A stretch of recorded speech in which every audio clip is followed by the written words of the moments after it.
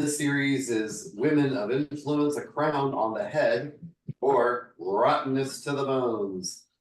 So it's a series I started in 2005, but I started writing it probably around 2000 because I was taking the train from Fredericksburg to DC every day, 4:30 in the morning till whatever time at night. And I talked to people about the Lord and the Bible on the train. And a lot of women I would talk to who were professionals who worked in Washington, it was like, well, we can't really look to women from the Bible anymore. And I said, why is that? And he says, well, they aren't our heroes or our archetypes or the people we look up to because they didn't have any power or influence. And so they're basically dust from the past. So I said, what you're ignoring though is what the sinew of truth that connects women of the past with women of the present, and that is their influence and how they had such a huge impact on previous generations. So I'm going to propose to you my thesis in just a minute, but it should be a worthwhile topic for us to discuss. And we're going to talk about, if it ever gets up here, chapter 1. What do women of the past share with women of today? I think there's a lot, and that sinew that connects them is their influence. I'm going to give you my thesis statement, which is a pretty bold one, and I'm going to give you the theme verse. Yes, does somebody have a question? No, that was just Fonda coming in. Got her. Hey, Fonda. And we're going to talk about from the influence from the very beginning of time, when the sons of God married the daughters of man, and also the fall in the garden. So there's a lot of things to talk about, and let's jump into it. What is influence? It's the active power of producing an effect without any apparent exertion of force or direct exercise of command. So maybe not being in a position of power, but still having a huge effect and exerting a force, because that is something that we all can do, is influence, but women, I think, typically throughout history have been better at parlaying influence, changing people's minds, getting them to refocus than anybody else in history. We're going to see that. So in this, I want us to come up with our own definitions of what you think influence is. I think it's inspiring or motivating someone to make better choices. But that's my twist on influence. Who else would like to give me their take on influence? And remember, you have to unmute. Well, it may not be always a positive influence. Absolutely. We're going to look at lots of bad ones. I would think that mostly it's bad influences, since the heart is deceitful and desperately wicked. Yeah. So you're gonna see a lot of both, and I'm not trying to persuade anyone that women's influence is evil. I think it can be used as an extremely powerful force, but whether it's used for good or bad, it typically really accomplishes its mission. So it's very interesting. Hey, Daniel Becker, I didn't know you're going to join us. That's so good. Is Leah's on there too? Is that her face? No, that's not. That's Carrie. Carrie. Carrie. How are you, Carrie? Very well. How are you? Good to see you. Just a thought. Even if someone has a bad influence, you can use it as an example what not to do. Yes, absolutely. Absolutely. So let's just be thinking about what's our definition of influence. I got one more thing to say about it. Go ahead, Mama. Whichever way the influence would go, in order to be an influencer, you would have to know a lot about human nature. Yes, absolutely. Well, I think that sometimes you influence people and you don't even know it. But not Patsy, because you're so good at it. Did you hear me, Patsy? No, what did you say? I said not you, because you're so good at it. A lot So- of sneakiness. What did she say? Did you say sneaky? If you're doing, it depends on if you are trying to do something on purpose. Okay. But Okay. that's enough of that. Not influence people even by the way you behave or the way you handle the situation.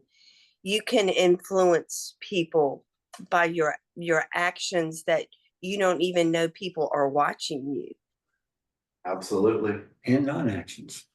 Absolutely. I get myself into trouble all the time, Patsy.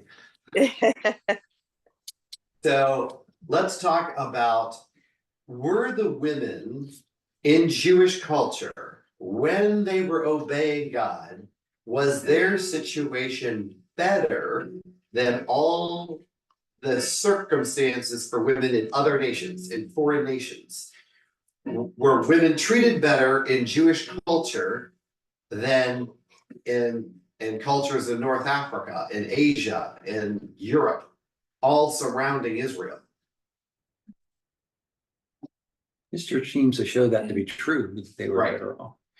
Okay, so I've got some quotes for you. They're by Herbert Lockyer. He's a very well-read, extreme Bible scholar. He wrote the book, All the Men of the Bible. Huge detail for each one. All the women of the Bible, all the parables of the Bible, all the disciples of the Bible. He does the all series, and they're quite good. So, who's our first reader?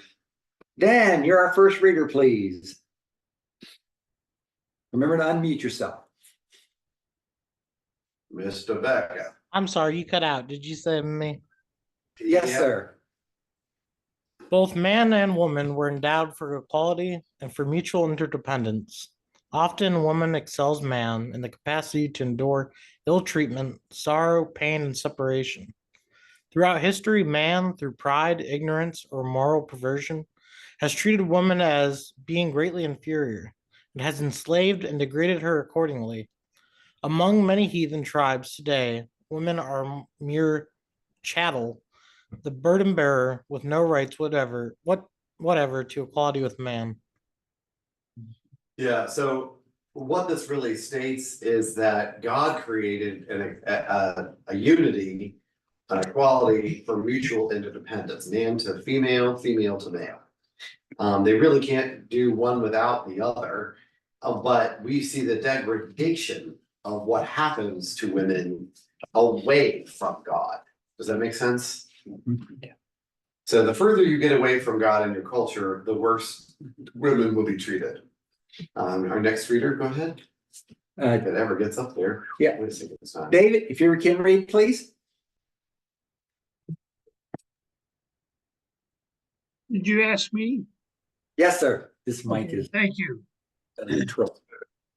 While the ancient world was predominantly a man's world, a woman enjoyed a status in Israel not generally experienced in the East. The Jews, holding the revelation given to Moses of women's endowments, worth, and rightful position, were outstanding among other royal nations in holding women in high esteem, honor, and affection. Christianity, as we are to see, brought full emancipation to womanhood, and wherever Christ is recognized as Savior and his truth is obeyed, women is esteemed as man's loved companion, confident, and in many ways his better half.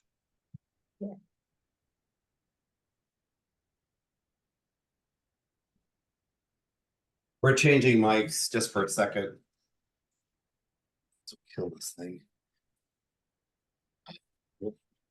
This works.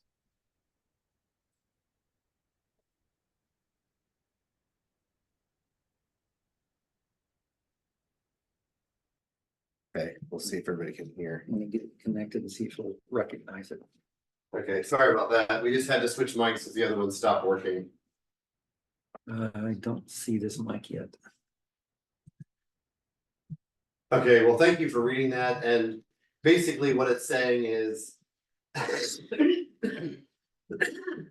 women enjoyed better rights as Jews under the Mosaic law than any of the other nations around Israel.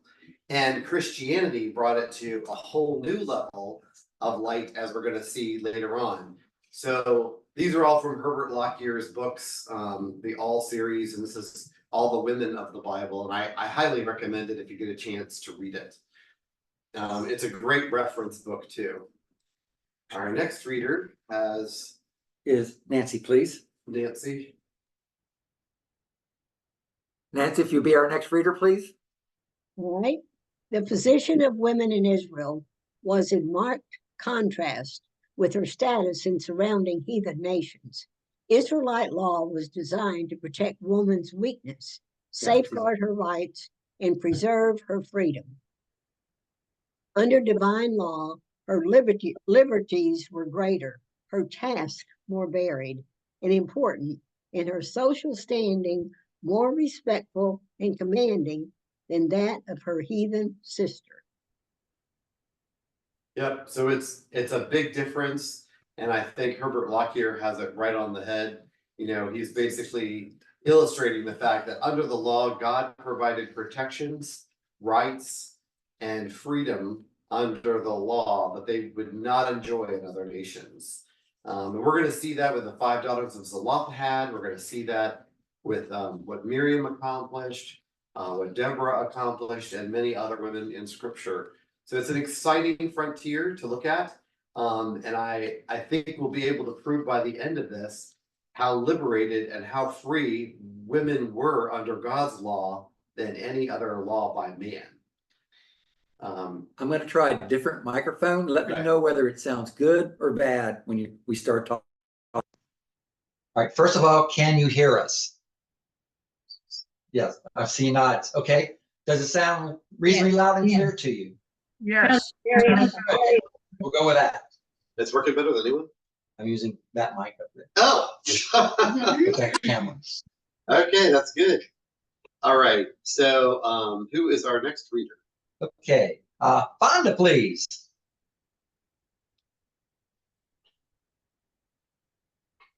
Oh, Fonda, we are waiting. I'm here, I'm here. Oh, You mean I only have 2 sentences to read? no, the whole page. Oh, okay. Any prominent woman were obtained by force of character. There were those like Deborah who achieved greatness. Others, such as Esther, had great trust, greatness thrust upon them. Womanly virtues were foreign to pagan cultures, under which women became subjected to inferior and degrading conditions. The decline of women in Israel was due to the invasion of heathen influences. Amen, sister. That is underline exclamation point. When we see women degraded in the Bible, there's only one reason: the invasion of hedonistic cultures. Okay? I want you to remember that, please. Because there are plenty of times in the Bible where they're treated badly, but you have to redirect people and say, why? It's heathen culture and their hedonism that is coming into play. So continue reading, Fonda. I just wanted to emphasize. Morality lapses as idolatrous customs were countenanced. The prominence of women in idolatry and in the abomination of foreign religion is indicated in the writing of the prophets. The sordid effects of idolatrous women ruined the religious life of Judah and Israel and contributed to their overthrow. I can't read the first 2 words because there's an icon on it, but something coming of Christ, a new era dawned for womanhood, and wherever he is exalted, women come into her own. So it's a beautiful story, and it gets better. But whenever Israel stepped outside of God's culture and adopted Baal, Asherah, Chemosh, Molech, any of these foreign gods, women were treated horribly, as were children, as were the elderly, as were the widows. It all falls apart when they step away from God. So I just want you to recognize and come to the defense of the fact, and we will prove it, that women are treated better, given more honor, respected under God's law and under God's protection than anything man has ever come up with. Okay? And we can look at all the different cultures of the world to showcase how they were treated in history. But again, the same thing happens to Christianity when they start deviating from God's law. What happens to women when they deviate from God's law? They get treated horribly. They get taken advantage of. And it's the same for any fringe of society. In the past, it happens to women, it happens to children, it happens to the elderly, it happens to the infirmed and foreigners. So I just think we really need to understand why this is different. Now, I invite you all to turn to Proverbs 12:4. I have a sample of some verses on this page and the next page. The best one I heard was no, it wasn't ESV. It was another one that begins with E. I can't remember which one it was. Cheryl read it last night. So the verse goes like this: a wife of noble character is her husband's crown, but a disgraceful wife is like decay to the bones. Now, I'd like to take this even outside the context of a husband and wife relationship. I think it also applies in the workplace, in schools, in many other things. Whatever she decides to do, if she does it nobly, she's going to be a crown to that organization, to her husband, to her family, to wherever she is. But if she's disgraceful, she's going to be like decay to the bones. One version I heard last night said, cancer in the marrow of the bone, which I thought was really interesting, because basically cancer in the marrow of your bones is a death kiss. It's over if it gets that far. So who can I get to read next the versions on this page? It's Helen's turn. Helen, okay. What's on the screen? Yeah, if you could just read the NASB down to the bottom, the different Okay. versions.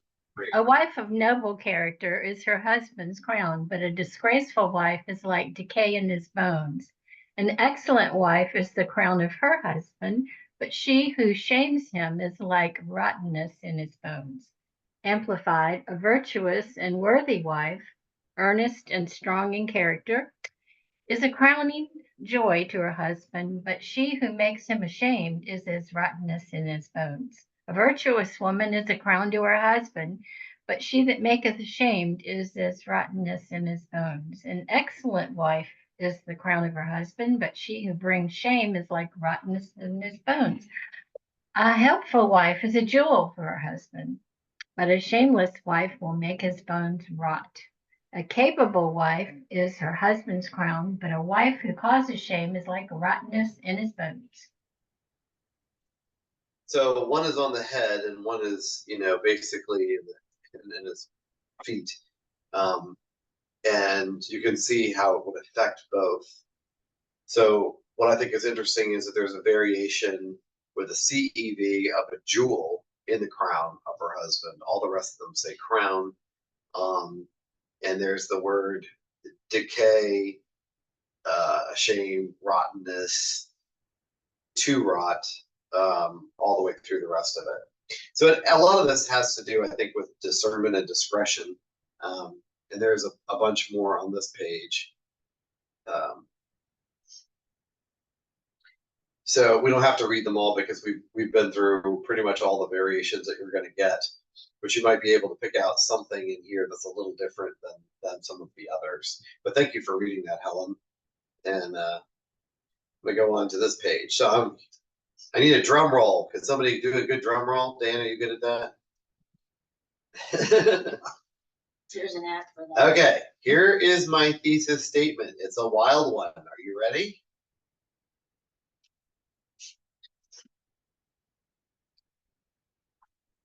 Who's our next reader? It's Joanne.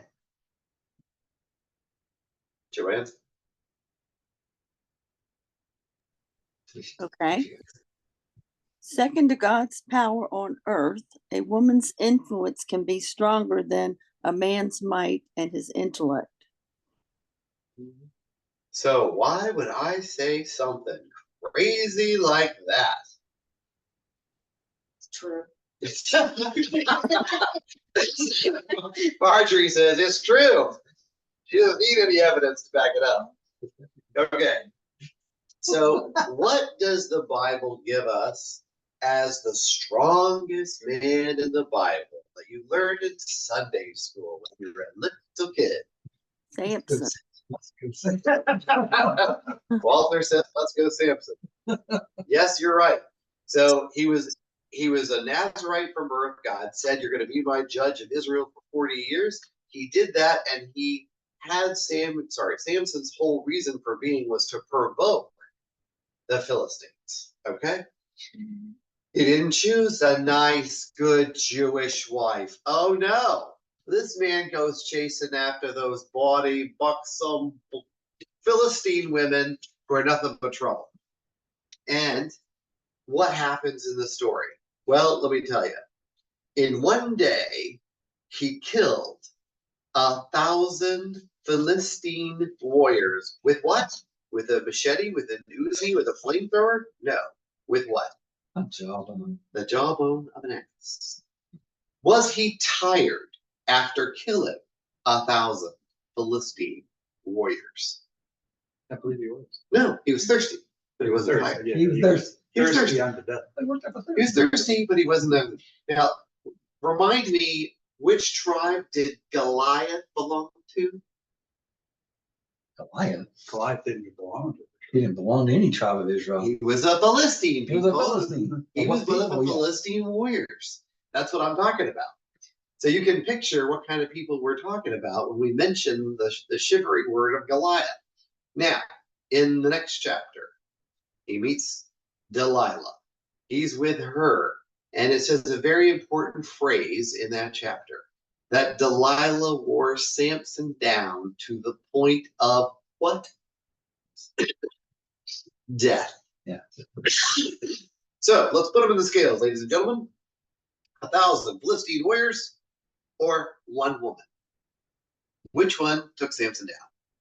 Wars are usually fought over a woman. Marjorie said wars are usually fought over. Very good. So you can see one woman versus 1,000 Philistine warriors. He wasn't tired after killing 1,000 of them, but Delilah, this one woman, managed to wear him down to the point of death.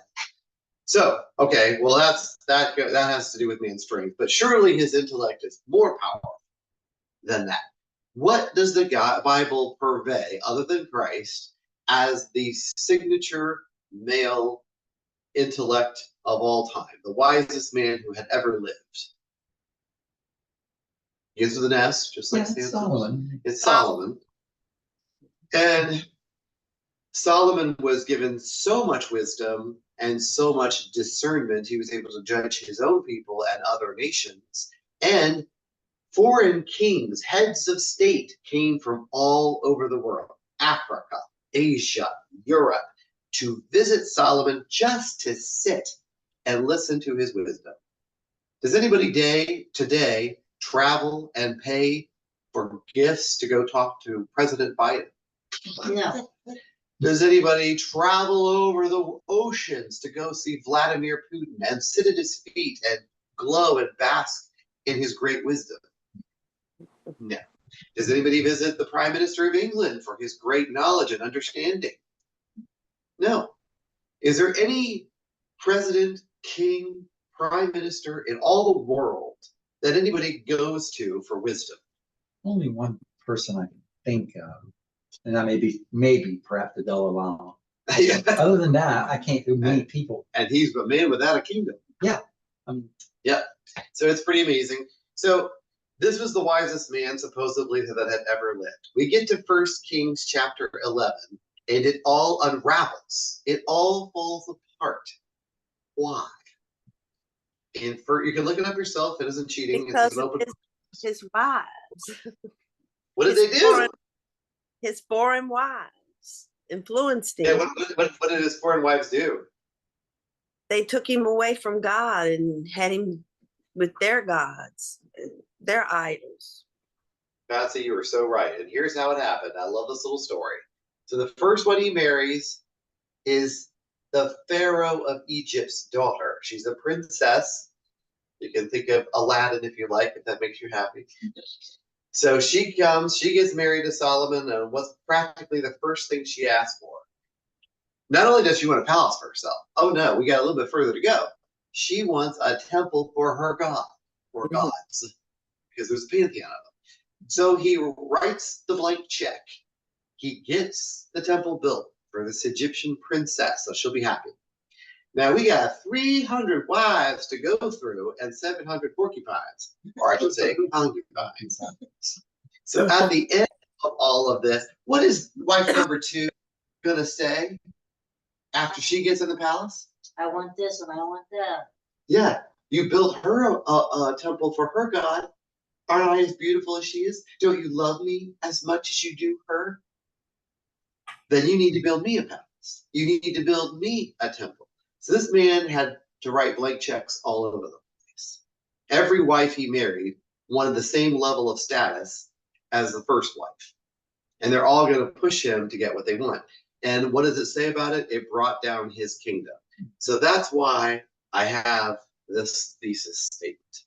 That second to God's power on earth, a woman's influence can be stronger than man's might or his intellect. Thank you, Samson and Solomon, for providing the case examples. So, I want to look, we're going to talk about Adam and Eve and all that mess in the Garden of Eden. But let's look at why the first earth was destroyed. Who's our next reader? Carrie is. All right, Carrie, you got Genesis chapter 6, verses 1 through 7 on the screen. Yay. When men began to increase, can you hear me? Yes, In number, great. on the earth, and daughters were born to them. The sons of God saw that the daughters of men were beautiful, and they married any of them they chose. Then the Lord said, my spirit will not contend with men forever, for he is mortal. His days will be 120 years.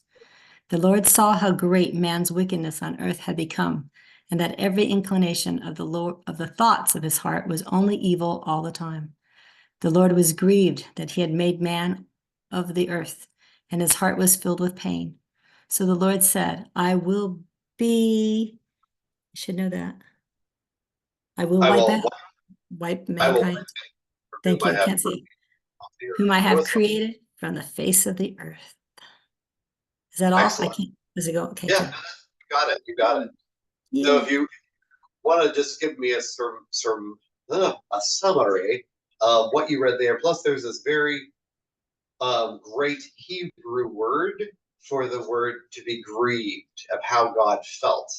Yes. And it's asa, and you can see the meaning there. But what would you say happened in Genesis 6? God's heart was broken.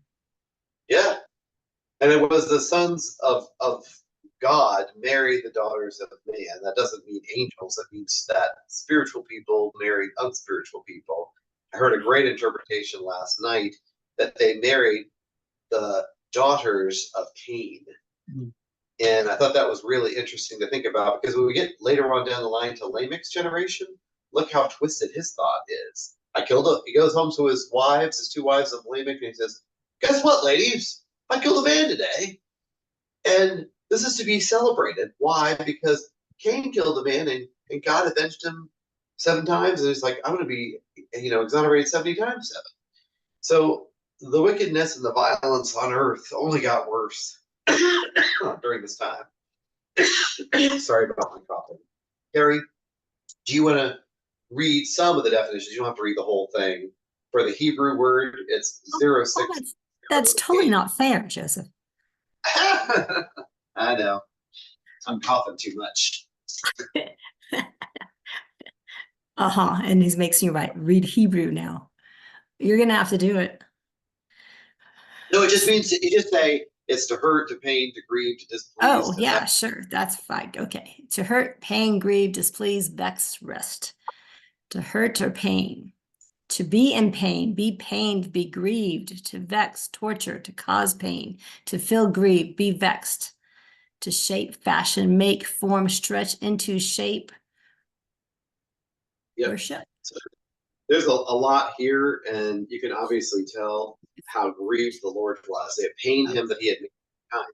Now you tell people today that God was sorry he made man, they're like, that isn't in the Bible. And I'm like, Genesis 6, man, it's real. The struggle is real. It's right here that he was sorry he even made it, because now he was going to cause a flood and destroy them all because their wickedness was so great. And we're coming up with the same kind of destruction. 2 Peter chapter 3. Our earth is going to be destroyed by fire. So it's coming. And God's just as disappointed with this world as he was with that. Okay. So, in conclusion of chapter 1, and I'm going to read it for this full term. Yes, Patsy, it's your turn. All right, Patsy. The identity key aspects of scripture which illustrate the effects of influence in our lives. Power of women's influence, to show how women can use their influence in a godly fashion to persuade their husband, children, ecclesia, and communities. Christ and his church, to help us all understand the significance of being the collective bride of Christ and how we influence our spiritual communities and speak to our spiritual husband, Christ. Preaching, to use our influence to preach to the world and to help others realize their full potential. Banish folly, to correctly identify and avoid the subtleties of the world influence in our lives and banish folly. Worth of women's influence, to better understand how God uses the women in our lives to influence us. Yeah, so there's so much here, and we're going to see great, astounding examples. We're going to do character foils later on, which is taking biblical women in the same situation and comparing and contrasting them together. A great one that we're going to do that's just like this is Michal and Abigail, 2 wives of David. And it is a fascinating read to see how these 2 women went in 2 polar different directions and the effect that it caused on David.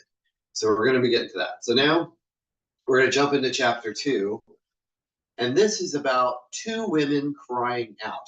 God chooses a woman in Proverbs to represent folly and wisdom. 2 sides of the same coin. And we're going to see that what patterns they use to influence, because both are out there. They're in the top of a building in a crossroads, and they're crying out. Everybody who's simple, come in here. They're both crying out to the same audience. If you're stupid, come here. Folly has a plan for you, and wisdom has a plan for you. And it's both about the influence that they give out. So, I'm so sorry.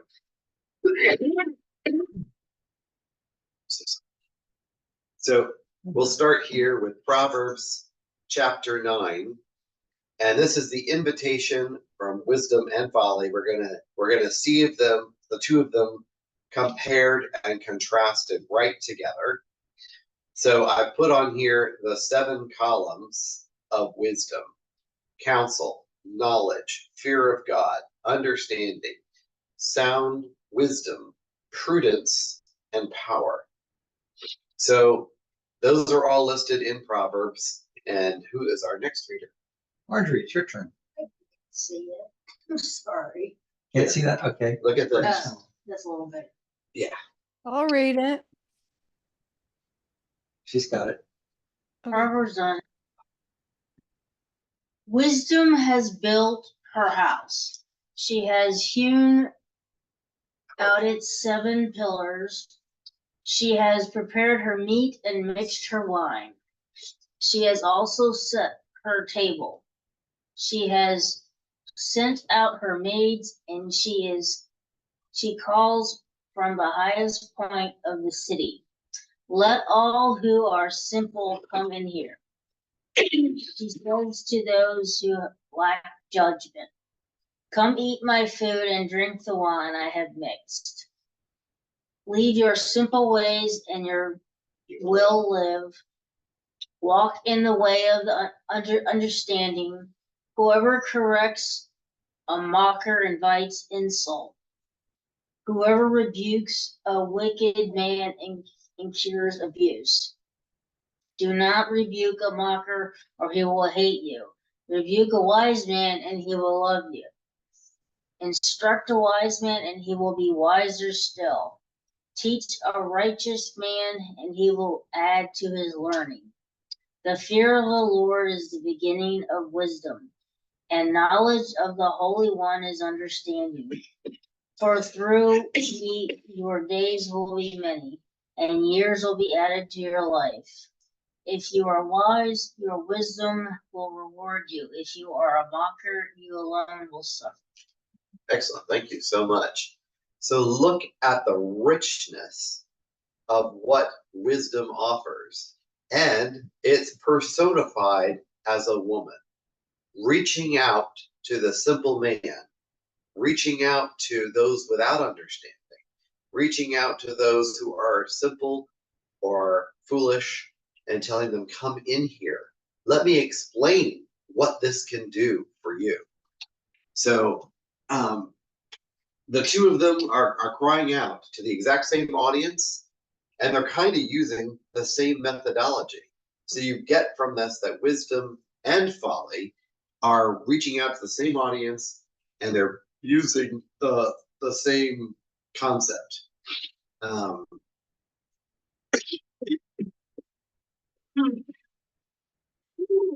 Sorry. Can I get a reader for this slide?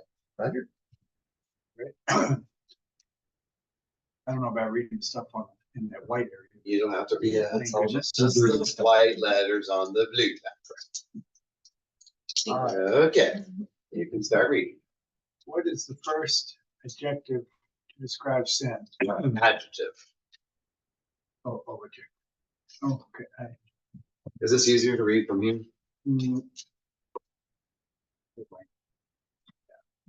Okay. Subtle, shrewd, crafty, sly, sensible, or prudent. Can you speak a little louder? It is further interesting to know that the root word Arum of arum comes from the word aram or aram, which means to be subtle, to be shrewd, to be crafty, beware, take crafty counsel, be prudent. It's a gal, to be crafty, be subtle, to be crafty, be or become shrewd. Yet one of its other meanings is to make naked or be naked, to uncover. Isn't that exactly what the serpent did to Adam and Eve in the garden? He exposed their nakedness, he uncovered their sin, and laid it bare before God.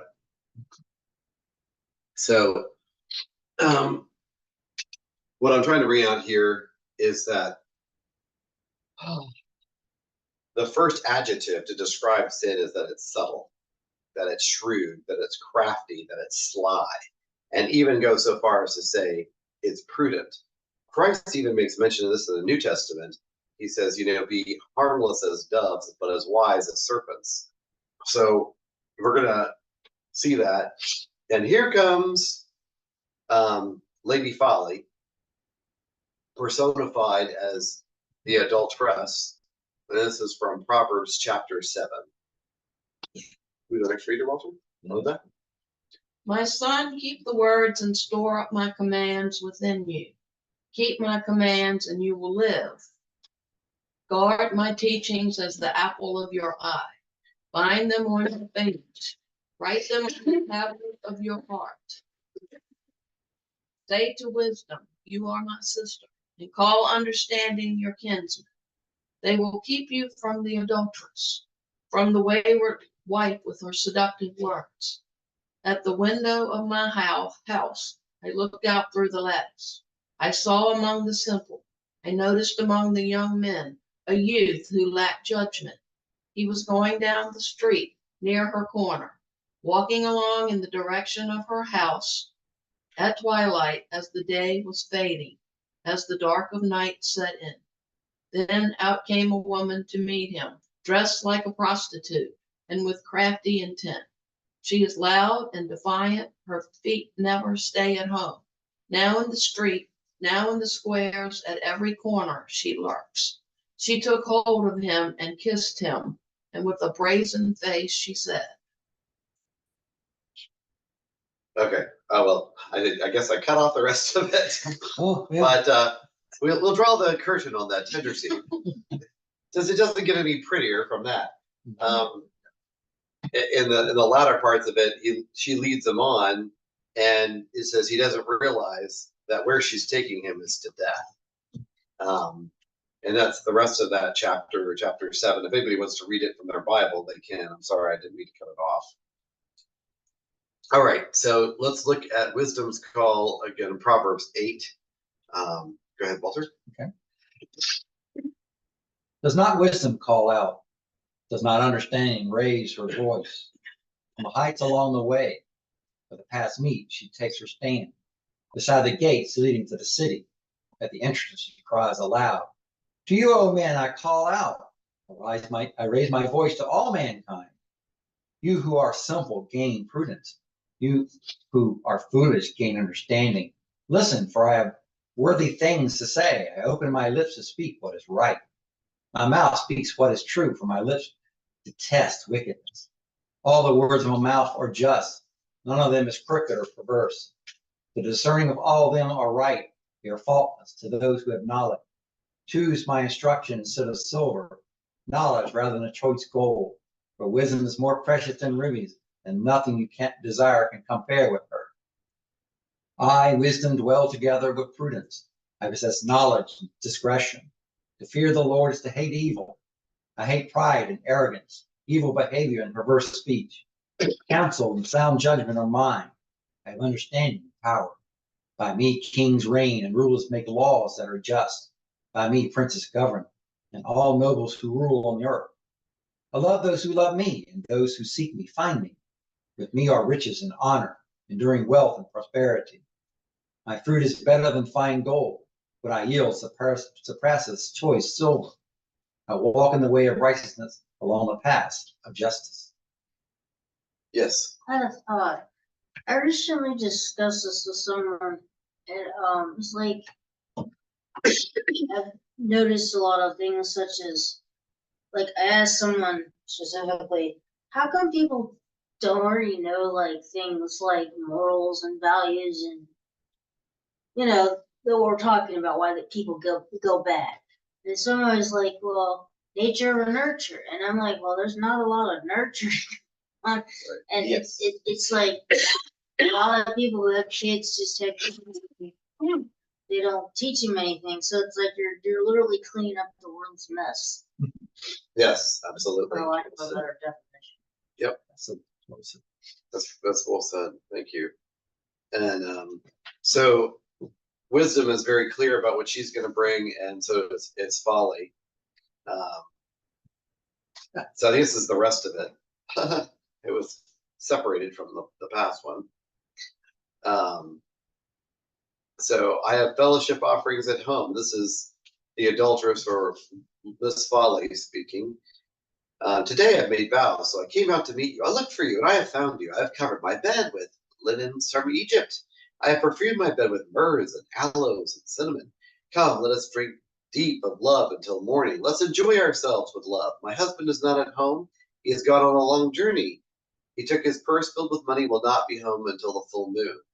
With persuasive words, she led him astray. She seduced him with her smooth talk. all at once, following her like an ox going to the slaughter, like a deer stepping on into a noose, till the arrow pierces his liver, like a bird darting into a snare, little knowing it will cost him his life. Now then, my sons, listen and pay attention to what I say. Do not let your heart turn to her ways or stray into her paths. Many are her victims. She has brought down, her slain are among the mighty throng. Her house is a highway to the grave, leading down to the chambers of death. So this is a commentary to all mankind that there is no logic presented here. In fact, it's the opposite of that. And she's counting on the senses, on overwhelming him with the senses of color and perfume. And her description, we're going to drink deep of love until morning, and that there aren't going to be any consequences. And she's supposedly done all these right things in the beginning. I have offered fellowship offerings. I've made my vows, blah, blah, blah, blah, blah. So he listens to this rhetoric and gets pulled away, not knowing that it will take him down to death. So it's interesting to me that God chooses through Solomon's writings to portray both wisdom and folly as women. And I would say that is the true effect that influence can have. It can bring people up to the crown, or it can bring them down to the rot and decay. That's why that whole verse is there. A crown on the head or rottenness to the bones. Okay. So again, the invitations go out. The woman folly is loud. She is undisciplined, without knowledge. She sits at the door of her house, on the seat at the high points of the city. Exact same place that wisdom also sits. Calling out to those who pass by, who go straight on their way. And they're calling out to the same audience. Let all who are simple come in here. She says to those who lack judgment, stolen water is sweet. Food eaten in secret is delicious. But little do they know that the dead are there, that her guests are in the depths of the grave. So, can I get another reader for this one? All right. Dan, we're back to you.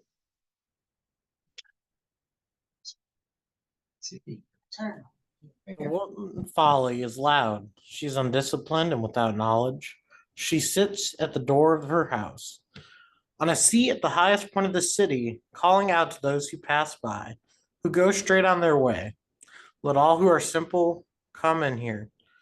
She says to those who lack judgment, stolen water is sweet, food eaten in secret is delicious. But little do they know that the dead are there, that her guests are in the depths of the grave. Sorry, I repeated it. That's fine. So led her astray, verse 24, is to be made to wander about, staggered as if you were a drunkard, to be led astray ethically. It can be caused to wander about physically. So mentally and physically, it's defeated. And I'm sorry, but I should have put this on this background. But anyway. So this is the crafty intent or subtle of heart, and the word for lurking. Can I get a reader for this slide? David, can you read this one? He's not going to be able to. It's too small. I'll give it a try. Crafty intent or subtle of heart. One, to guard, watch over, keep. To watch, guard, keep. To preserve, guard from dangers. To keep, observe, guard with fidelity. To guard, keep secret. To be kept close.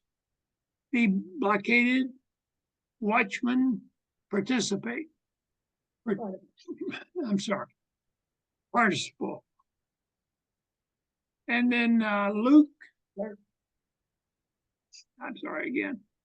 Let me get to where I can see it a little better. I'm sorry. Lurk. Every street corner or lieth at every corner.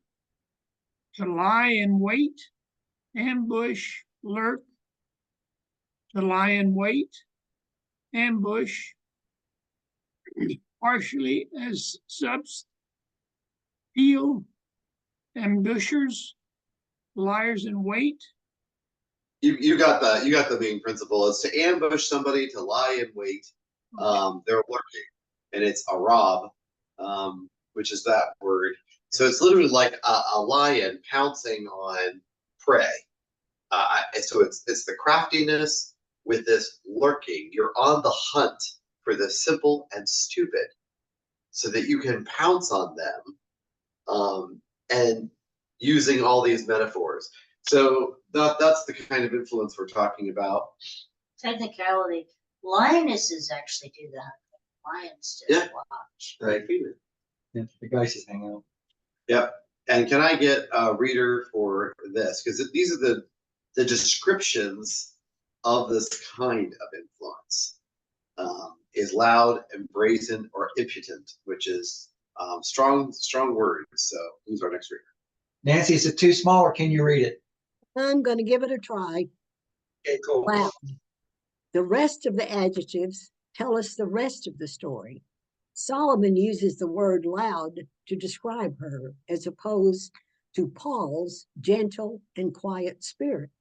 In Hebrew, the word is hama, and bespeaks the illusion of the quarrelsome wife that Solomon also makes reference to.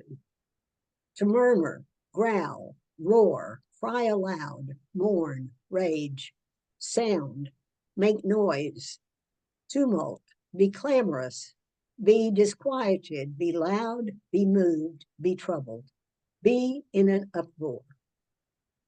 And then the word is bawl, means to growl, to murmur, a figure of a soul in prayer, to roar, to be in a stir, be in a commotion, to be boisterous, be turbulent.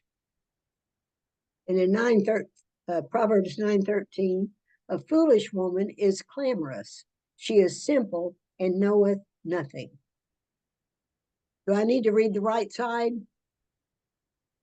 I can read it if you want me to. That's good. Well, it's a larger font. I can say it's bigger. So brazen, impudent, is azaz or ozaz, which is to be strong, to prevail, to make firm or strengthen. Fair speech is lakash, which is only the substance used at the meaning of persuasiveness. The other definitions are learning, teaching, insight, instruction.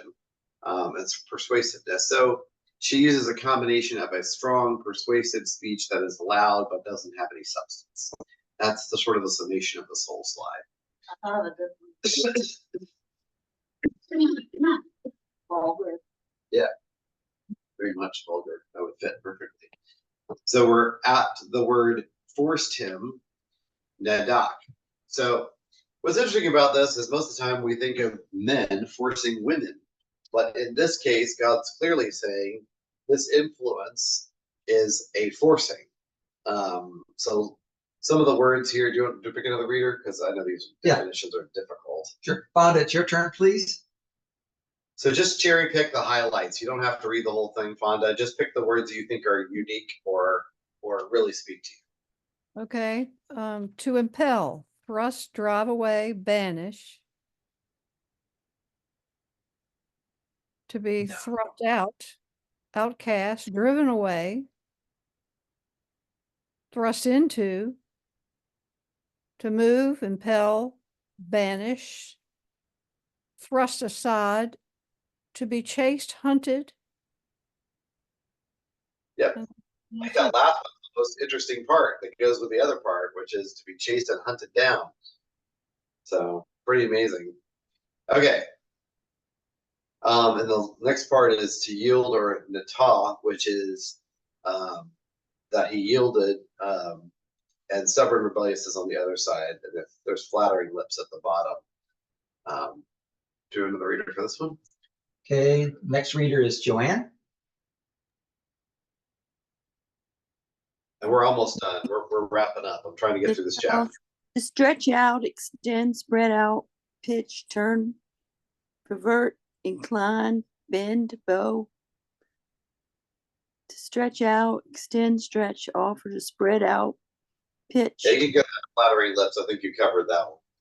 Yeah, to hold out, to stretch out, spread out, influence, bend down, hold, extend, and thrust away. Flattering lips, stubborn, rebellious, to rebel would be stubborn, to be rebellious, be infactory, to be stubborn and rebel. Yeah, sorry about that. It was tedious. So next week we'll pick up with the salacious story of the wife of Potiphar in Genesis 39. And all Jews really have great respect for Joseph because of his ability to resist her. What had she done to try to get her way with him? Everything. Yeah, that's a good summary, Audrey. Everything. She got rid of all the servants in the house. She got rid of her husband so that she could be alone with him in the house. And what else? There's more to the story. Okay, she tried to seduce him every day. Oh. Every single day he was working. It was nonstop. So we're going to get to this, but I just want you to see influence can be used in extremely good ways and extremely negative ways. She doesn't seem to have much power in this household, but she really wields all the power. Because at the end of the story, what does she tell her husband really happened? He forced himself upon me. And what happens to Joseph? Because of her influence. Go right to jail, dude. Yeah, he went to jail. So we'll pick up that next week. I just wanted to say a couple bits of news. So I talked to Linda Crafton tonight. So as you know, first her husband down in Christiansburg had a heart attack. He's recovering, but he's got like 6 months of physical therapy. They're both in their 80s. So please send them a card. And then Linda Crafton had a stroke. She's back home finally, and she's doing much better. So please pray for them. And also, I'm sure you all know the Taggarts in Canada. Chris Taggart's mom just died. So please send them a card as well. So we'll stop for tonight and pick up next week. I try to stay on time and under budget.